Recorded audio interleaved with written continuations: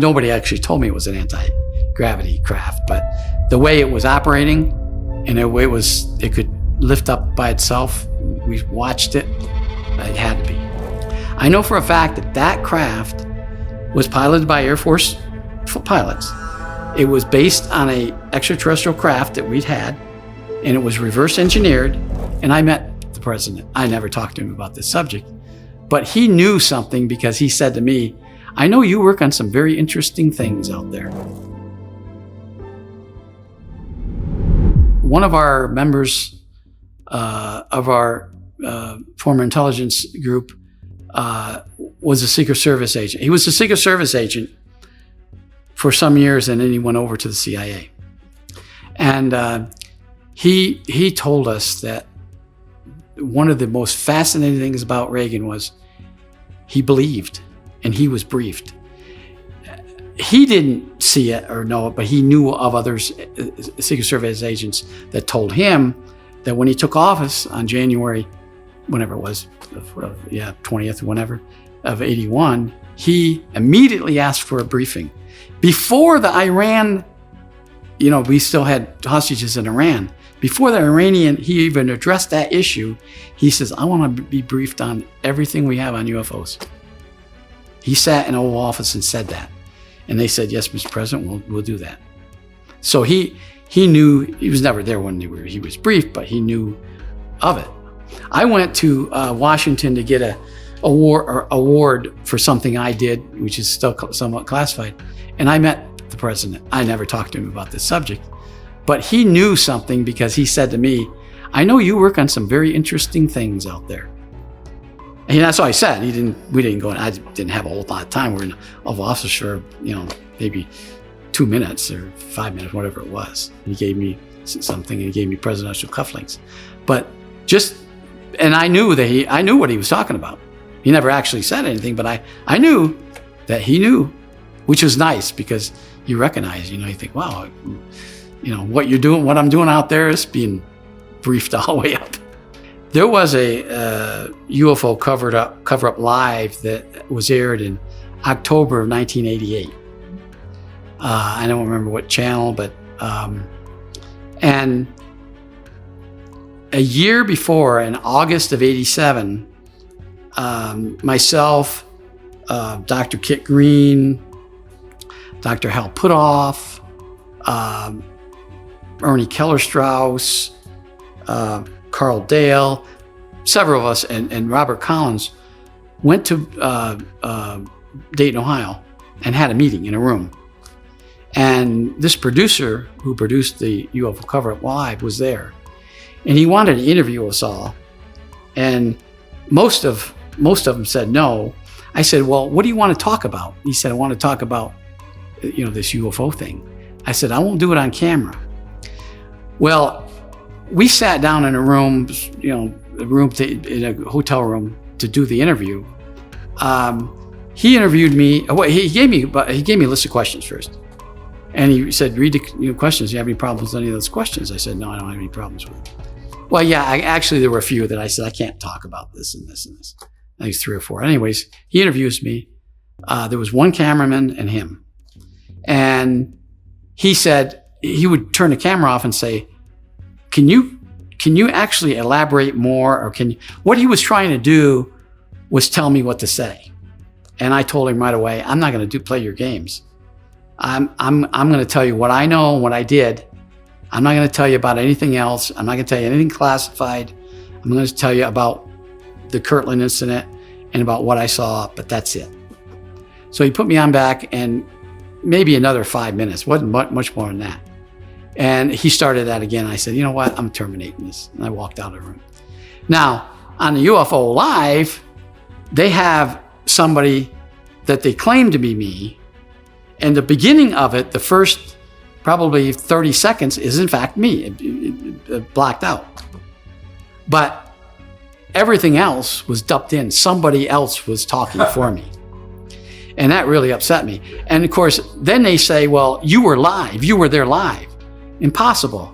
I was going to the State Police Academy in Santa Fe during that time period. I started at the State Police Academy in 1st of August and graduate until December.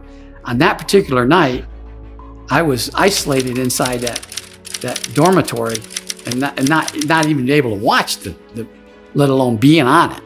So that was all a hoax. That was all made up. And who dubbed for me? I think it was Robert Collins, to tell you the truth.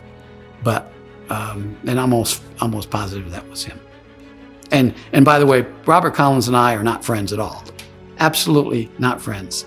He published a book in 2006 with my name on it that I had absolutely no input into that book. So people who say, well, you wrote a book. I didn't write any book. I gave him information to put in the book. About 20% of what I gave him went into the book, and the rest of it never went into the book. And that book right now, I'll swear to it that there's probably about 20% that is factual in that book. And there's probably 40 or 50% that's speculation. And then there's the rest of it is absolutely lies. They're hoaxes. I spent a number of assignments to Nevada. And I know that they were reverse engineering. I was never actually briefed on it. But, you know, common sense can tell me that this craft over here isn't something we made, or it's based on something they designed. The only exception to that is the Cash Landrum incident in 1980. I know for a fact, I was involved in that. I know for a fact that that craft was piloted by Air Force pilots. It was based on a extraterrestrial craft that we'd had, and it was reverse engineered, but the propulsion system failed, as malfunctioned in some manner, spurring out radioactivity, and I know that for a fact. But that's the only reverse engineering, other than the cylinder that at Sandia. I understand that was reverse enginered into the 117. I was at the Nevada test site, which is now the Nevada National Security Site, what you call Area 51, which was at that time Det-3 Test Center. It's Area 51, but it was at that, when I was out there in the 80s, it was called Det-3 Test Center out of Edwards. There was a detachment of test personnel from Edwards Air Force Base assigned to Area 51. And, you know, Area 51 is just a plot on the map based on the Nevada test site, all the different areas within that. So, but everybody calls it Groom Lake Complex. Actually, there's two different locations out there. There's the test site, there's the Det-3 site, and then there's Groom Lake. That's two different sites. People are sometimes confusing it, thinking it's the same. And then Papoose is an auxiliary site that actually has the underground entrance. Have you been in that? Absolutely, I've been through the whole site. Yep, I spent 9 months out there as a counterintelligence officer. We had a facility at the Area 51 that would blind. We would shoot a laser up and blind the Soviet satellites as they came over, blind their cameras so they couldn't photograph anything. And not only did we blind the Russians, we would blind anybody else's satellites that would come over. So it's very difficult to get actually photographs during that time period of Area 51. And now I don't know that they have that out there anymore. I've been out for a long time. What year was that?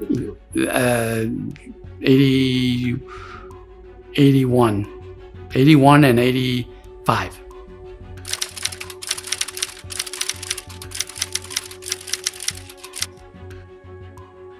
Nobody actually told me it was an anti-gravity craft, but the way it was operating and the way it could lift up by itself, we watched it. It had to be. You know, I don't know what else. I'm not a technical guy, but I could look at it, and just common sense tells me this thing was anti-gravity. Now, but I think that craft was an actually alien craft. I don't think that was a reverse engineered. There's two different complexes out there. There's one that I believe 𝗪𝗓 was talking about with the alien crafts. And then there's an entirely different area for the reverse engineering craft. They're not together at all. They're not in the same hangar. They're not next to each other.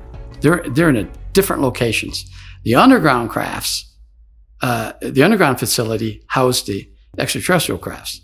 the above ground facilities in the far end of the complex housed the reverse engineered aircraft. They had the bodies of all sorts of different types of crafts that they were manufacturing or testing that he put together and try to fly it. Had a lot of crashes out there. So a lot of these things didn't work, but they had those. But I know I read a book where it says everything was in one hangar and that's not true. They were all separated. And they had different people. It was compartmented. They had people over here dealing with those extraterrestrial crafts, and they had people over there that were dealing with the reverse engineering craft. Now, the material, the information came through a third party, bunch of people, scientists here, who would feed it out to there. Those people didn't have access to them, and they didn't have access to the other one. I saw too, the one that defied gravity, which no one ever told me it was an ET. It was a oval shape. It wasn't very big. It was probably 10 feet by 20 feet. It wasn't very big. It had, I think, legs or landing gear that we had put on it because they didn't fit the structure of that craft. And it had these portholes that were almost fluid-like. You look at it and it looked like you're looking through water, if you know what I'm talking about. And I never saw the inside of it, but I only saw the outside. And I saw another craft, a huge craft, that was in the Papoose complex. When you first go down into it, the bay area on the right-hand side, huge craft, probably 100 foot by 100 foot. I was never told what that was, but it looks like an older craft that had crashed, and because there was damage on it. But the skin of it and everything looked strange. Didn't look like something we would have built. I never saw any. I saw supposedly a closed circuit camera. I was sitting in a building, and there was a closed circuit camera filming one in another facility, but I never actually saw one face to face. The contractors, E-Systems, Johnson Systems, Sandia, Livermore, Los Alamos, Tektronix was out there, GE, Motorola. Motorola had a huge facility where they were trying to check on their communications, how their communications worked. Those were the ones I can remember. Yeah, EG ran the place, and Gene Laskowski was the security chief for EG&G, and he always calls himself the security officer but he wasn't the security officer. I always let him say that, but he wasn't really a security officer, but he was their security officer, and he was briefed into a lot of things. He knew a lot, as Paul McGovern. I don't know if you know Paul McGovern, but Paul McGovern was the site security chief for Area 51 from 77 to 91. He was there the whole time. He's retired now. Lives in Washington, Maryland, Landover, Maryland. In 1980, I was at Wright Pat for a briefing on something entirely different. But while I was there, I asked to be briefed on something that was related to this, and I was taken over to a facility, an underground facility. You walk down steps, a ramp, and it had a huge underground facility. Although I didn't actually see it, I was told later, not by Collins, but by another person, Ernie Keller-Strauss, that they had alien bodies down there. Now, I never saw them when I was there, and I was only there once at Wright Pat, down in that facility.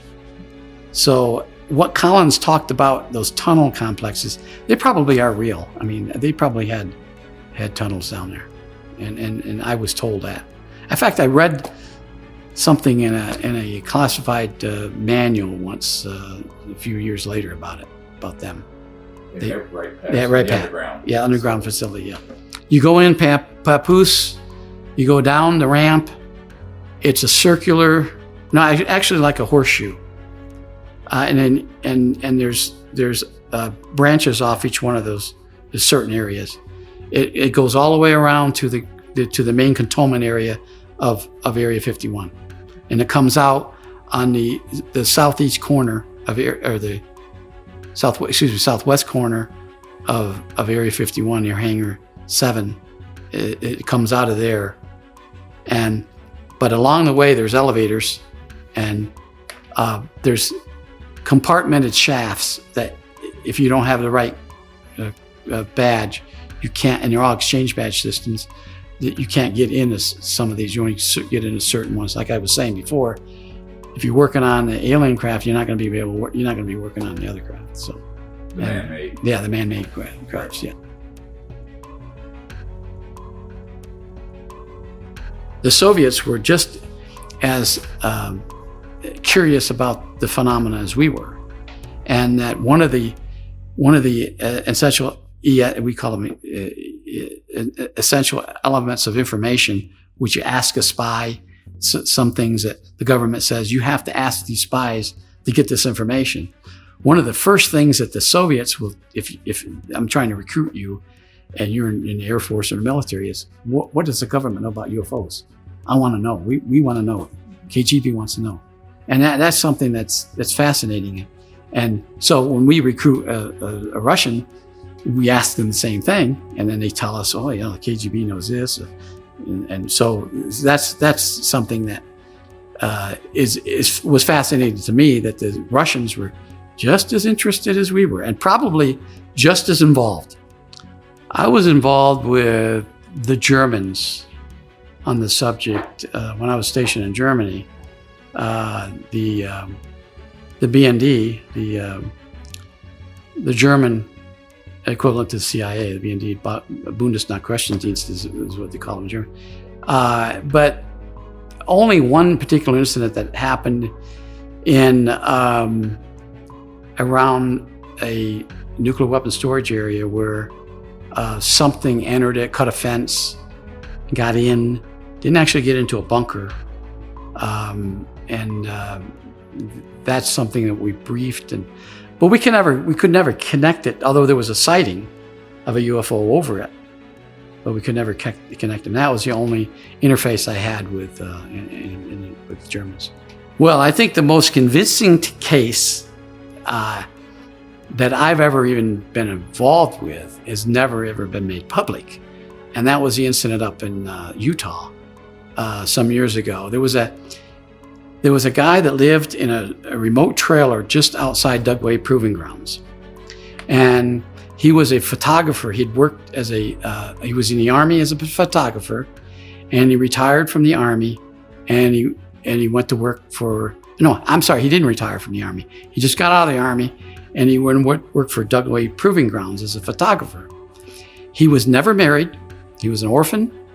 He lived by himself in this single wide, probably 14-foot by 80-foot trailer.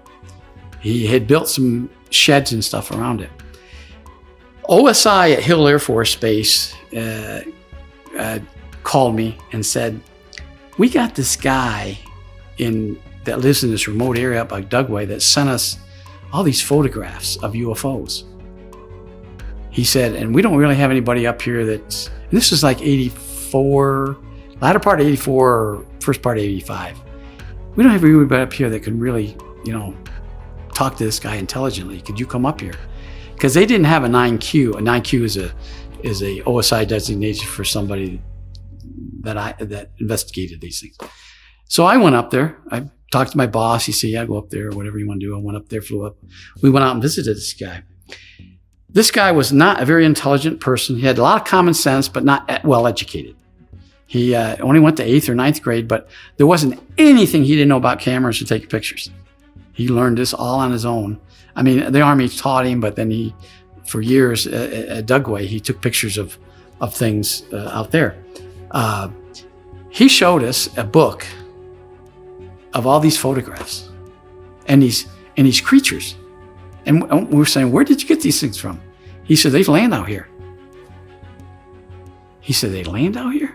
I said, well, when did he said, oh, they left a long time ago, but they come here and landed for years. I said, so I asked him to tell me the story. And he tells me that in 68, the latter part of 68, he came home from work. It was a fall day. He goes in, makes his meal, and all of a sudden he hears some noises. He has a cat that ran around crazy. And he goes outside and he sees this craft landing in his backyard. And he went in and got his camera. Of course, being a photographer, went out and took pictures. And creatures came out. He took pictures of the creatures. And he has these pictures there. They looked exactly like the 𝗎𝗓𝗓s. They were 𝗎𝗓𝗓s. I mean, they never talked to him. But he said, well, they didn't talk to me with words, but they talked to me in my head. He said, I could understand then that they were having problems understanding me. And he gave him all these gifts that he had. And at first I thought this was a setup. Honest to God, when I got there, I thought this is too real to be it. It can't be real. And I tell the guy, the OSI agent from Hill, I said, is this a setup or something? Or this guy had movie props? Or this isn't real. He said, why are you saying that? I said, because it looks too real to be real. He said, no. He said, I don't know. He said, we've never been out here. So he showed us everything. And the contact lasted from about the 60s, late 60s, until about 75, 76. And then they told him they were leaving. And they gave him these gifts. And they're star-shaped. There's some of them that were like bronze statues and little models of things. And he said, they gave me, these are gifts they gave to me. I said, one of the questions I had was, why are you telling us now? After all these years, 7 years or 8 years, whatever it was, why are you telling us now? He says, I'm dying. This guy was a chain smoker. I bet you he smoked 5 packs of cigarettes a day. In an interview, he probably went through a carton. And he said, I'm dying. He said, I'm not going to live for another six months, but I got to do something with all this stuff. He said, and I figured that you might as well have it. The Air Force might as well have it. So we sent the flag up, and then we got truckloads of people coming down, NSA, CIA, to review all this stuff. We actually had they contracted a company to come down with a moving van to move all this stuff, package it in a unique manner, because they don't know if this stuff is setting off a signal or. I never thought of that until one of the technical people up in Santa Fe, or up the headquarters, said, in Washington, said, you know what? These things might be bugged or something, or radioactive, or so they took it all up to headquarters, and I don't know. How many objects were there? Oh gosh, there were probably 24. I don't know exactly, probably at least 24. Some of them were just objects that they were made of, I don't know what material, but you couldn't really figure out what they were. I mean, obviously meant something to the 𝗎𝗓𝗓s, because they gave them, to him, and thinking that it was something meaningful. And so they packaged all that stuff up and took it to headquarters, and I never heard anything about it. And I've never read or seen anything on the internet about this case. Now, I think George Knapp has. I think somebody mentioned it to George Knapp some years ago. Art Bell sent me a letter once, some time ago. Not a letter, I'm sorry, an email. And he asked me about the Utah case. And I'm not sure which, I sent him back saying, which Utah case? And he never responded to me, so. His first name was James, and he had a very funny last name. It's like a Polish name, Zadowski or Zadorski or something like that. He was a Polish origin. I knew that, and but he was originally from. He grew up in an orphanage in Northern California, but I guess his mother and father came to the West from they immigrated Poland to the United States, and then they went west to California, and I don't know, somehow they died, and he was 3 or 4 years old when.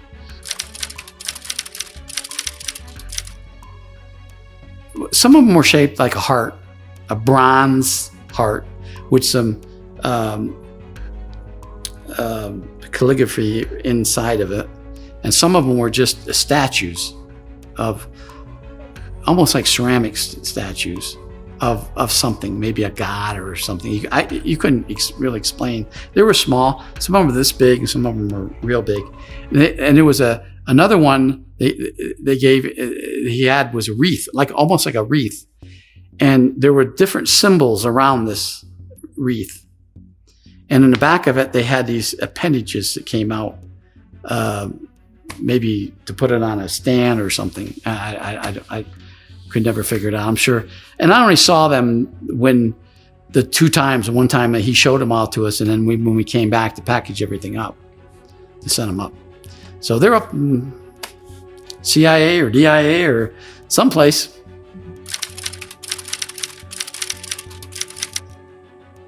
All of them were daytime that I can remember, and they were as clear as you can ever. And he took pictures inside the craft. These are pictures inside the craft. What did they show? Where they showed instrument panels, showed a screen, a huge screen with maybe the universe or star charts or navigational charts or something like that. And they told him he had this chart, and this is we were leaving the first time when he said, "Oh, I forgot to show you this," and he went into a chest he had, and his house was a horribly maintained house, and he finds this. It's hard to explain it. It's like a laminated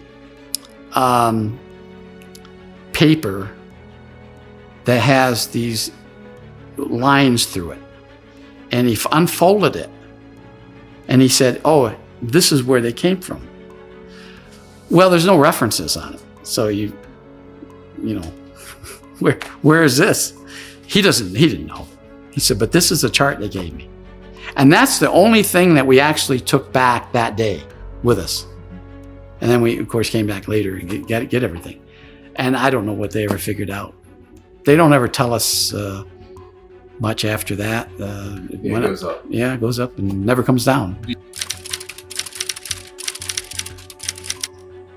Yeah, Zeta Reticuli. Yeah, that was from official source. Now, there's a lot of people within our retirement group, a lot of speculation on different star systems and close star systems and things. But officially, that's the only one I know.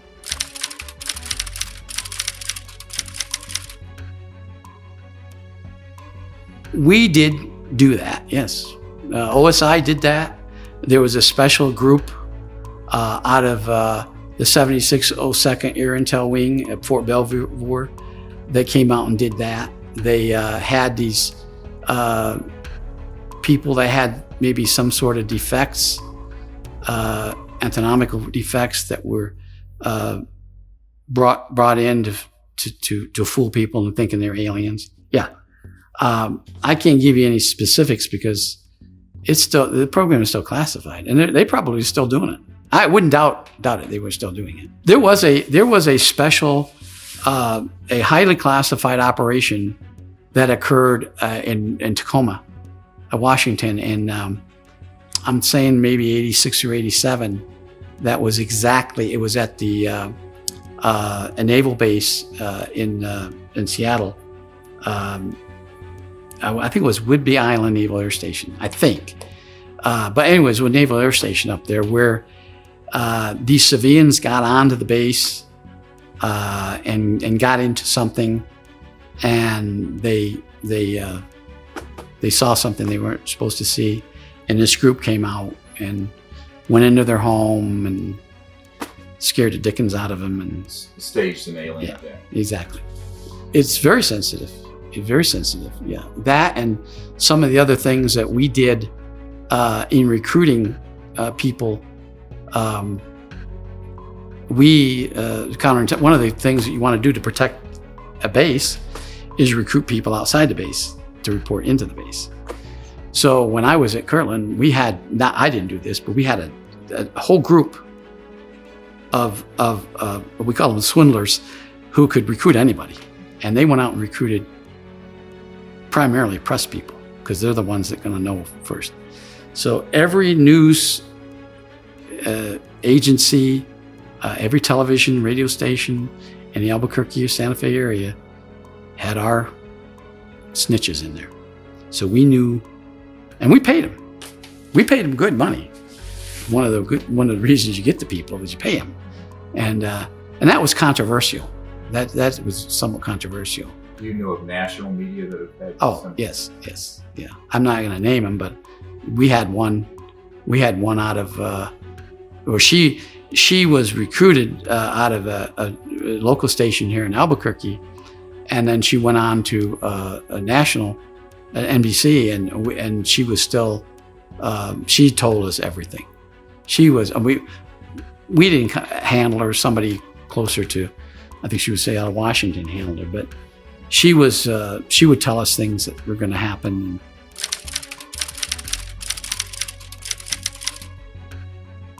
Yeah, and it wasn't just UFOs. It was anything that pertained to Air Force or military or the security of a base or spying or anything like that. If they heard something they thought would be interesting that we needed to know, they'd let us know. Cash. Yeah, you pay. What you do is you make them sign a form and you tell them, you got to report this to IRS. But whether they do it or not, you're not going to give your form to IRS. But you're supposed to tell them that. There's a form that they sign, and you give them. I think it's anything over. Was everything over $50 they had to sign for. We always had money. If we needed to do something, we had money. There was different funding. We call them funding sites. If you were doing an operation, counterintelligence operation, and you needed, $5,000 for this, then they would give us a number. Okay, it's under this site, and somebody would deposit it in a bank here, and we would use that money, or they would give us vouchers or something to that effect. But there would be different funding sources. I'm not sure where they came from. I'm sure all government funding, someplace up there. Congress appropriates the funds, and there's a lot of black projects and black funding, so I'm sure we got a piece of that.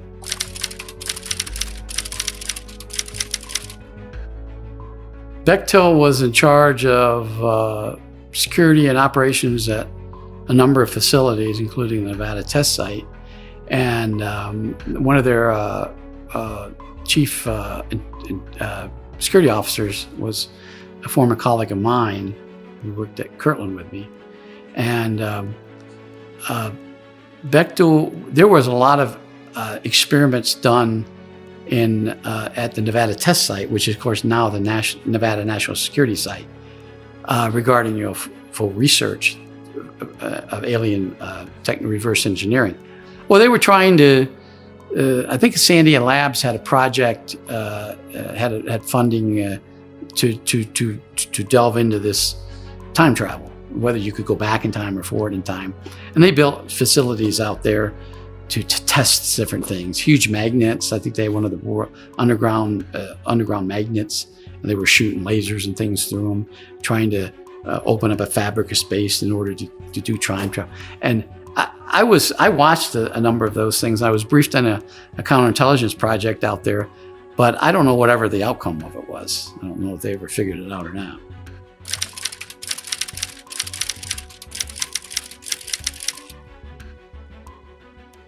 That was part of this project that they were doing out there. They actually, I think, teleported something from one end of a table to the other. I think that's the best they ever did.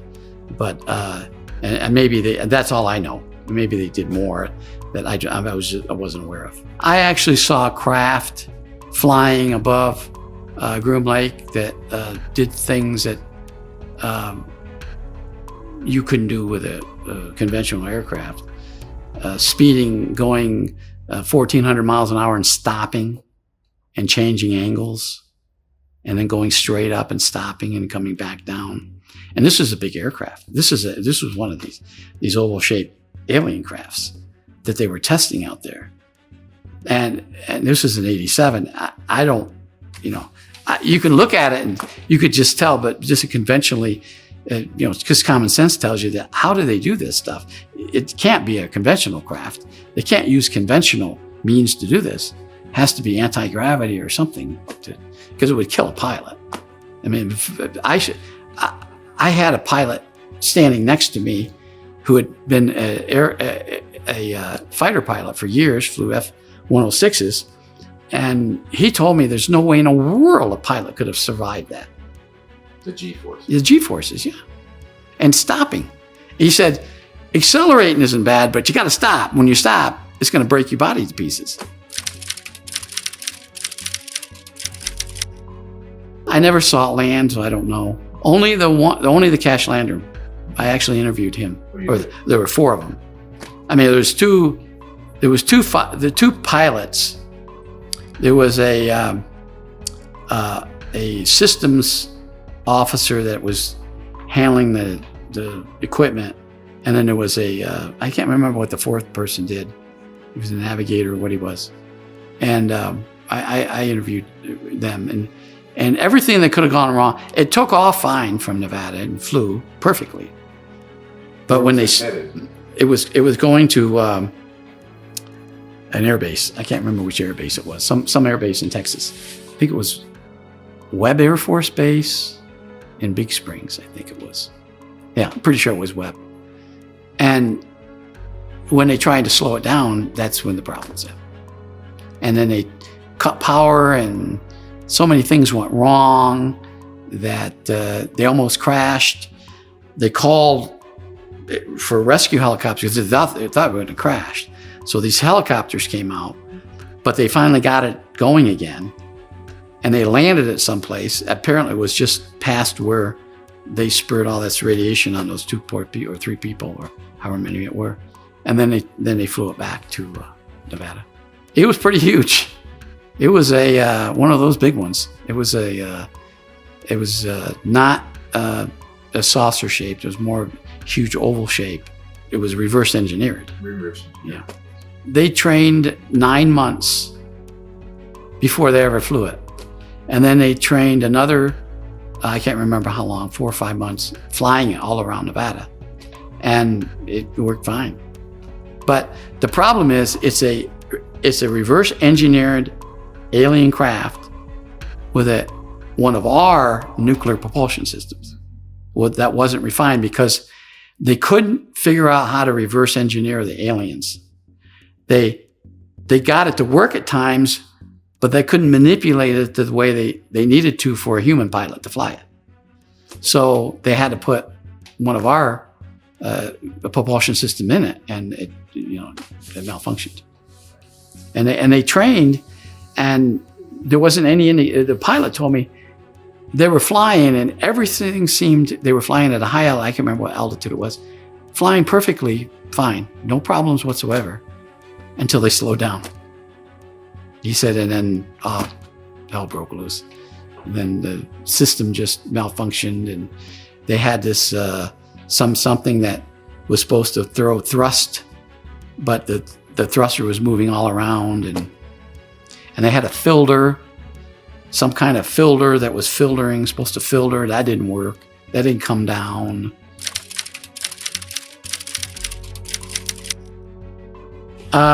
It could go Mach 1. And I that's all I was told. Maybe probably more than that, but just what he told me, what the pilot told me when I interviewed him, was he had it up to Mach 1. Body and everything was ET. The only thing that was propulsion was it was us, with American or conventional, or actually a nuclear, and it just didn't work. If you like this video and you want to see more amazing content, go ahead and check out the next video on our channel.